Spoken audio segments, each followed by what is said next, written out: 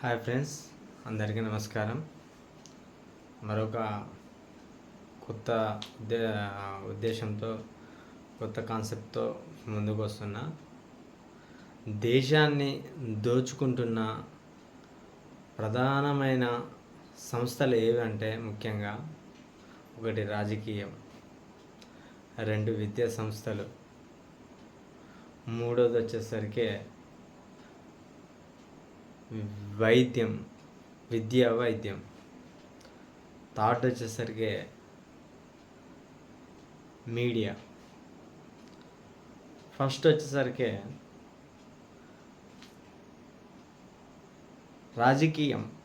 రాజకీయ నాయకులలో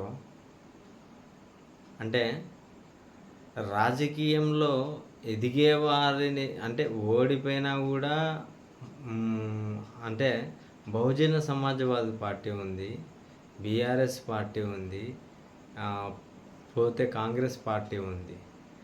ఇట్లాంటి పార్టీలు ఉన్నాయి. ఈ పార్టీలలో ఓడిపోయిన క్యాండిడేట్లను తీసుకొచ్చి మళ్ళా గతంలో అధికార పార్టీలో బీఆర్ఎస్ పార్టీలో ఎవరైతే ఉన్నారో వారందరూ కూడా ఓడిపోయిన తర్వాత మళ్ళా వలస పక్షుల్లాగా రాజకీయంలోకి వచ్చేసారు. ఏది గెలిచిన పార్టీ కాంగ్రెస్ పార్టీ ఏదైతే ఉందో ఆ పార్టీలోకి వచ్చేసారు. సో ఎందుకంటే వాళ్ళు రావడానికి గల కారణం ఏంటంటే వాళ్ళు ఏమన్నా దిగజారిన పరిస్థితిలో ఉన్నారా? కాదు. కేవలం వాళ్ళ ఆస్తులు కాపాడుకోవడం కోసం ఆ పార్టీలోకి రావడం జరుగుతుంది. రాజకీయ నాయకులలో మొన్న ఆర్మూరు ఎమ్మెల్యే మాట్లాడాడు, చాలా స్పష్టంగా మాట్లాడాడు అసెంబ్లీలో.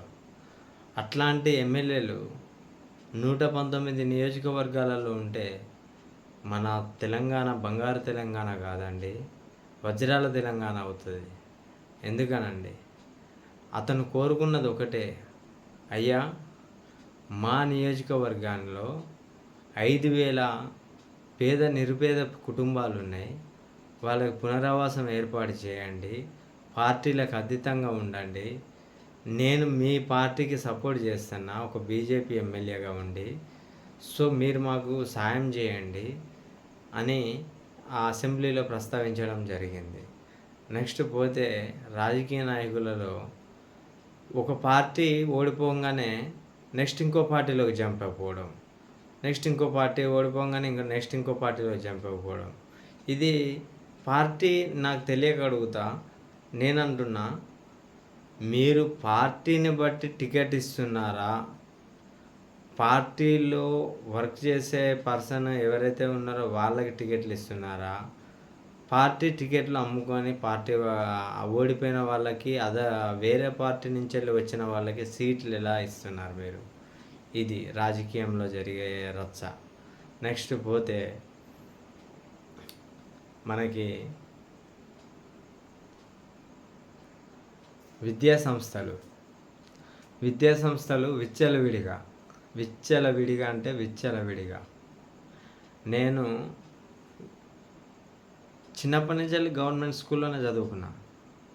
కానీ గవర్నమెంట్ స్కూల్లో చదువుకున్నా కానీ అప్పుడున్న క్రమశిక్షణ, అప్పుడున్న టీచింగు, అప్పుడున్న స్టాఫు, అప్పుడున్న స్కూల్లో గేమ్స్, స్పోర్ట్స్ ఇవన్నీ కూడా చాలా బాగుండేది.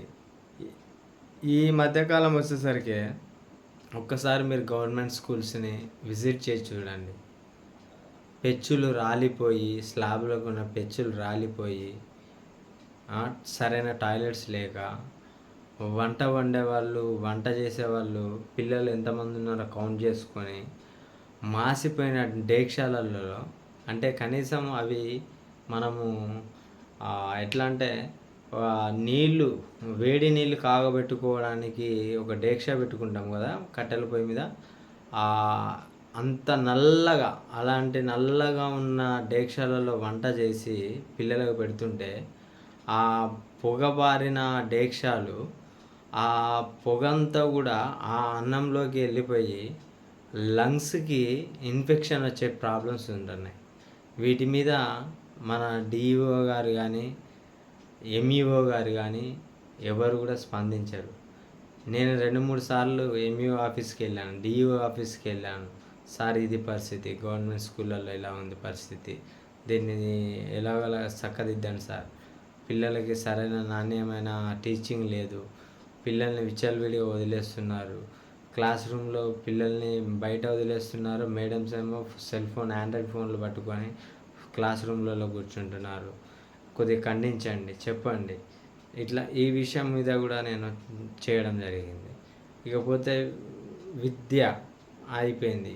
వైద్యం విషయానికి వస్తే హాస్పిటల్లోకి వెళ్ళగానే ఫస్ట్ ఆఫ్ ఆల్ ట్రీట్మెంట్ చేసే ముందు పేషెంట్ని రాగానే హాస్పిటల్లోకి అడ్మిట్ చేసుకోవాలి. అడ్మిట్ చేసుకోకుండా ఫస్ట్ ఆ పేషెంట్ సీరియస్ కండిషన్లో ఉంటే నీ పేరేంటి, నీ ఊరేంటి, నీ ఇల్లు ఎక్కడ, నీ ఆధార్ కార్డ్ నెంబర్ ఏంటి, ఇవన్నీ అడిగే లోపల సీరియస్గా ఉన్న క్యాండిడేట్ అక్కడికక్కడే కుప్పకూలి చచ్చిపడుతున్నాడు. సో మీరు వెంటనే రాగానే ఆ పేషెంట్కి ఏమైంది, ఏం జరిగింది, ఎలా ఉంది, మీకు ఇప్పుడు ఎలా ఉంది, ఏం ట్రీట్మెంట్ అనేది ఫస్ట్ ఆఫ్ ఆల్ మీరు ఫస్ట్ ట్రీట్మెంట్ మొదలుపెట్టిన తర్వాత నెక్స్ట్ అదర్ దెన్ సెకండ్ ఇచ్చేసుకోవాలా. ఇప్పుడు మాతా శిశు హాస్పిటల్ ఉంది రామవరంలో. ఆ మాతా శిశు హాస్పిటల్లోకి వెళ్తే మొన్న మా పాపని తీసుకొని వెళ్ళిన, వైరల్ ఫీవర్ ఇన్ఫెక్షన్ ఉంటే. సో వెళ్తే వాళ్ళ దగ్గర మెడిసిన్ లేవు సార్, మా దగ్గర మెడిసిన్ అయిపోయినాయి, పైనుంచి వెళ్ళి మెడిసిన్ రావట్లేవు అని అన్నారు. ఇట్లా ఇలాంటిది ఒకటి, ఇది ఫ్రాడే. తర్వాత పోతేనేమో మీడియా. సో మీడియా గురించి మాట్లాడుకుంటే ఎటు హెచ్చు తగ్గులు ఉంటే, అంటే ఒక తూకంలాగా రేవంత్ రెడ్డి గెలుస్తున్నాడు అని అంటే రేవంత్ రెడ్డికి వెళ్ళి మీడియా బాగా ప్రచారం చేయడం, మీడియా ఇట్లా అంటే అందనంత దూరానికి తీసుకెళ్ళిపోవడం మీడియా ప్రచారం. తర్వాత కేసీఆర్ ఓడిపోతున్నాడు అని అంటే కేసీఆర్ని డౌన్ చేసేసేయడం, వెంటనే ఉన్న డీజీపీ, ఐజీలు, కలెక్టర్స్, ఓవరాల్ సెక్రటరియట్లో ఉన్న స్టాఫ్ మొత్తం కూడా ఇటు మళ్ళీ డైవర్ట్ అయిపోవడం. ఇంకొకటి నెక్స్ట్ వచ్చేసి, ఇప్పుడు ఎవరైతే ఎమ్మెల్యేలు పార్టీ మారారో ఆ పార్టీ మారిన ఎమ్మెల్యేలు ఎవరైతే ఉన్నారో కోట్ల రూపాయల ఆస్తులు ఉన్నాయి. వాళ్ళ ఆస్తులను కాపాడుకోవడం కోసం, కేవలం ఆస్తులను కాపాడుకోవడం కోసమే ఈ కాంగ్రెస్ పార్టీలోకి వచ్చారు తప్ప వాళ్ళు ఇండివిజువల్గా లేదు, నాకు అవసరం లేదు రాజకీయం, నేను ఓడిపోయినా, నేను రెస్ట్ తీసుకుంటా అనే ఉద్దేశం, దృక్పథం ఉండేది ఉంటే వాళ్ళు రాజకీయంలోకి, వేరే పార్టీలోకి రారు. ఎందుకంటే వాళ్ళు ఫ్రాడింగ్లో ఉన్నారు కాబట్టి, ఫ్రాడ్ చేస్తూనే ఉన్నారు కాబట్టి వాళ్ళు రాజకీయంలోకి రావాలి. ఎందుకంటే మా ఆస్తులు, భూములు కాపాడుకోవాలి. ఎందుకంటే రీసెంట్గా మల్లారెడ్డి ఆక్యుపై చేసినవన్నీ కూడా రేవంత్ రెడ్డి గారు, సీఎం గారు ఎక్కడెక్కడైతే అసైన్డ్ భూముల్ని ఆక్యుపై చేసుకున్నారో, తర్వాత నిరుపేదల ఉండే స్థలాలని కబ్జా చేసిండో, తర్వాత చెరువులు, కుంటలు, చాలామందికి అర్థం కావట్లేదు. టీవీలో, న్యూస్ ఛానల్లో చూపిస్తూ ఉంటారు, వరంగల్లో వరదలు ఏరులై పారుతున్నాయని అంటారు, హైదరాబాదులో వరదలు, నాలాలు ఏరులై పారుతున్నాయి అంటారు. దీనికి అంతటి కారణం ఏంటి? మనం. ఫస్ట్ ఆఫ్ ఆల్ మనం. ఎందుకనంటే ప్రతి ఇంట్లో కూడా ఇంటి చుట్టూ పార్కింగ్ టైల్స్, తర్వాత ఇంటి ముందు రోడ్డు, ప్రతి ఒక్క చోట ఎక్కడ కూడా ఒక వాటర్ బాటిల్ పోస్తే ఇనికే అంత ప్లేసు కూడా సిటీస్లలో ఉండదు. మినిమం బోరు వేయాలంటే మినిమం 1000 నుంచి వెళ్ళి 1500 అడుగుల డెప్త్కి వేస్తే కానీ బోరు పడే అవకాశం ఉంటుంది. ఇట్లాంటి పరిస్థితుల్ని వీటిని హైలైట్ చేసుకుంటూ టీవీ ఛానల్స్ వాళ్ళు వరంగల్లో ఇట్లయింది, హైదరాబాద్లో ఇట్లయింది, కరీంనగర్లో ఇట్లయింది, ఈ చెరువులు మునిగిపోయినాయి, ఈ నిరుపేద కుటుంబాలు రోడ్డు మీద పడ్డాయి. ఎందుకు పడ్డాయి అంటే వాటిని అన్నీ కబ్జా చేశారు. చెరువులోకి వెళ్ళాల్సిన నీళ్ళని చెరువునే కప్పెట్టేస్తే అవి ఎటు వెళ్తాయండి? నీళ్ళు చెరువులోకి వెళ్ళవు. చెరువులోకి వెళ్ళాల్సిన నీళ్ళు చెరువు నిండి అంతటితోని ఒక గేట్ ఉంటుంది, వాల్ గేటు. ఆ గేట్ కానించి వెళ్ళి బయటికి వెళ్ళిపోతాయి. అంటే ఒక వేలో వెళ్ళిపోతూ ఉంటాయి వాటర్. అంతేగాని చెరువులను మొత్తం టోటల్గా కప్పెట్టేసి వాటన్నిటినీ క్లోజ్ చేసేసి భూములన్నీ ఆక్రమించుకొని నాలాలన్నీ కప్పెట్టేసి తర్వాత చెరువులన్నీ కబ్జా చేసి చెరువు నిండా మట్టి పోసేసి ఈ విధంగా చేస్తే వరదలు రావాలంటే ఎందుకు రావండి? దీన్ని హైలైట్ చేస్తూ టీవీలలో చూపిస్తూ ఉంటారు. మళ్ళీ దీనికి కారణం ఏంటనేది చెప్పరు. ఎందుకంటే ఇంకోటి పోతే ఒకడు బ్రహ్మానందం గాడు అదామ వారి పత్తి విత్తనాలు అంటాడు. ముఖానికి ఎప్పుడైనా నాగలు పట్టుకొని 1 ఎకరం అరక దున్నిండా? పోనీ ఆ పత్తి విత్తనాలు తయారీ ఫ్యాక్టరీకి వెళ్ళిండా? ఆ పత్తి విత్తనాలు ఏ విధంగా ఉంటాయి, వాటి స్టాండర్డ్ ఏంటి, వాటి క్వాలిటీ ఏంటి, అవి ఎక్కడ తయారవుతున్నాయి అంటే నీకు యాడ్ చేయడానికి నీకు డబ్బులు ఎంత ఇస్తే అంత, అంటే నువ్వు చెప్పమంటే చెప్పేస్తావు. నీకు ఇష్టం వచ్చినట్టు చెప్పేస్తాడు. అంటే సినీ యాక్టర్స్ నాట్ ఓన్లీ బ్రహ్మానందం, ప్రతి ఒక్కరు ఇంతే. అంటే పంట పొలాలు ఒక రైతుకి తెలీదా? ఇప్పుడు ఒక రైతుకి ఏ మందు కొట్టాలా అది ఎవరు చెప్పాలి? సైంటిస్టులు చెప్పాలి. ఎవరైతే కనిపెట్టారో ఆ మందుని సైంటిస్టులు చెప్పాలి. దాన్ని సైంటిఫిక్గా దాన్ని ఒక 1 ఇయర్ పాటు దాన్ని రీసెర్చ్ చేసి దాన్ని అప్పుడు తర్వాత మీరు మార్కెట్లోకి వదలాలి. మార్కెట్లోకి వదిలి అది ఒక 1 ఇయర్ మీరు రీసెర్చ్ చేసింది సక్సెస్ అయితే అప్పుడు దాన్ని మీరు మార్కెట్లోకి రిలీజ్ చేయాలి. అంతేగాని వీటి గురించి యాడ్స్ ఇచ్చి టీవీలలో మీడియాలో డబ్బులు ఇస్తున్నారు కదా మాకు అని వేయించుకోవడం, యాడ్స్ వేయించడం, ఇట్లాంటివి చేయడం కరెక్ట్ కాదు. ఇప్పుడు మన దేశాన్ని దోచుకుంటున్నవి ప్రధానంగా ఒకటి మనకి రాజకీయాలు. ఫస్ట్ ఆఫ్ ఆల్ చెప్పాలంటే రాజకీయాలు, సెకండ్ వచ్చి విద్యా సంస్థలు, థర్డ్ వచ్చేసి వైద్య సంస్థలు, ఫోర్త్ వచ్చేసి ఎలక్ట్రానిక్ మీడియా. ఇవి 4 మన దేశాన్ని నాశనం చేస్తున్నాయి. గుర్తుపెట్టుకోండి. కొన్ని సంఘటనలు జరిగినవి వాటిని కప్పిపుచ్చే మీడియా అన్నీ చూపించవచ్చు, కానీ కొన్ని వాటిని కప్పిపుచ్చేస్తుంది. నయ్యం కేసులో నయ్యం దొరికిన తర్వాత నయ్యంని ఎన్కౌంటర్ చేసిన తర్వాత కొన్ని వేల కోట్ల ఆస్తులు దొరికినాయి. ఏది? కేసీఆర్ ప్రభుత్వం ఉన్నప్పుడు. ఆ ఆస్తుల వివరాలు ఇంత మటుకు లెక్క బయటికి తీయలేదు ఎవరు కూడా. ఎందుకు తీయలేదండి? ఎందుకు అడగలేదండి? ఎవరు ప్రశ్నించలేదండి? ఎందుకండి? ఒక వారం 10 రోజులు వరుసగా స్క్రోలింగు, నయ్యం అనుచరులు నయ్యం అని మొత్తం అంతా ఇదే చెప్పుకుంటూ వచ్చారు. మరి ఇప్పుడు నయ్యం కేసు మరి ఒక 10 రోజుల తర్వాత దాన్ని డెడ్లీ క్లోజ్ చేసి పడేశారు. మరి నయ్యంకి సంబంధించిన ఆస్తులన్నీ ఏం చేశారు? ఎక్కడ పెట్టారు? అవన్నీ ఎవరికి ఇచ్చారు?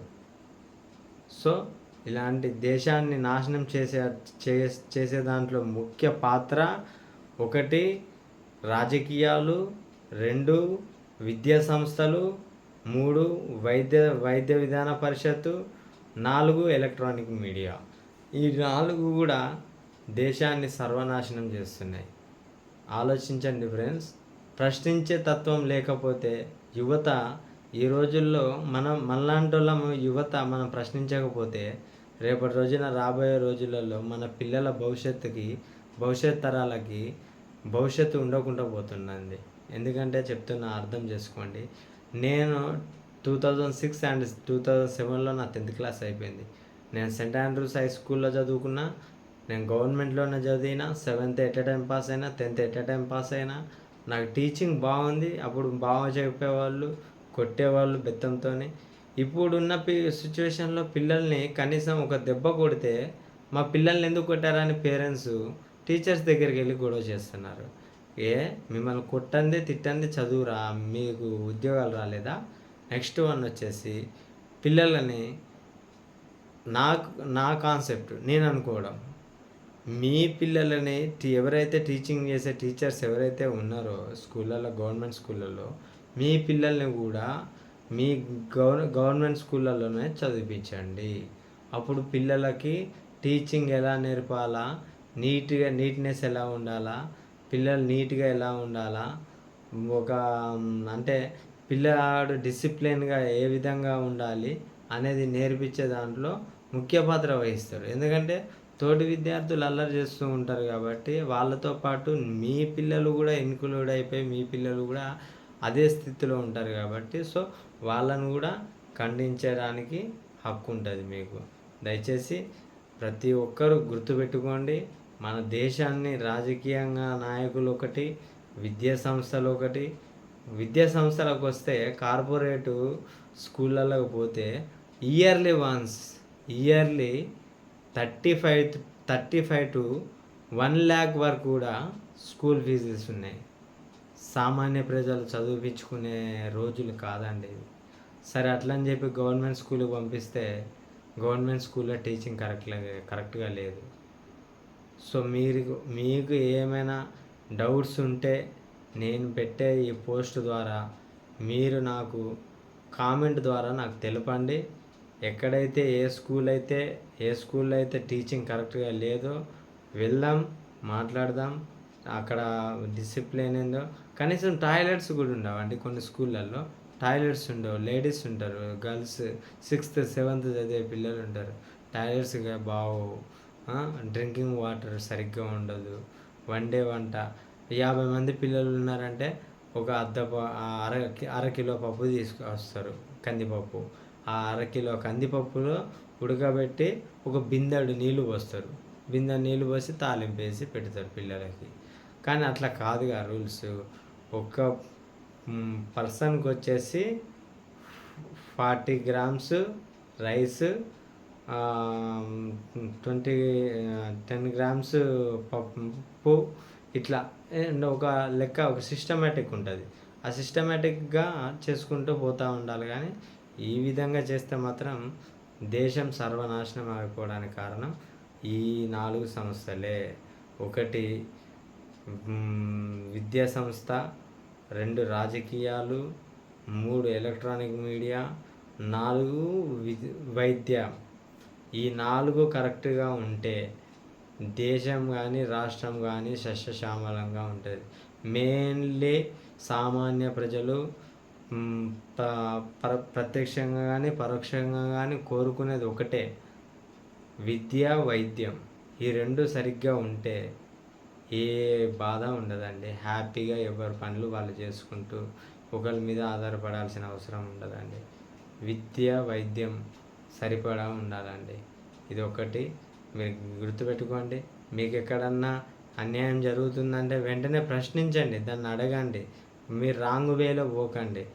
సున్నితంగా, మేడం ఇది ఏంటి పరిస్థితి, ఇది ఇలా చేయొచ్చా, ఫస్ట్ ఆఫ్ ఆల్ వాళ్ళ దగ్గర మీరు అడగండి. అడిగిన తర్వాత వాళ్ళు చెప్పే సమాధానాన్ని బట్టి అప్పుడు మీరు రియాక్ట్ అవ్వండి. కానీ తొందరపడి కూడా ఎవరిని కూడా ఎలాంటివి కూడా మాటలు నోరు జారకూడదు. దయచేసి ఈ వీడియోని చూడండి, షేర్ చేయండి, లైక్ చేయండి.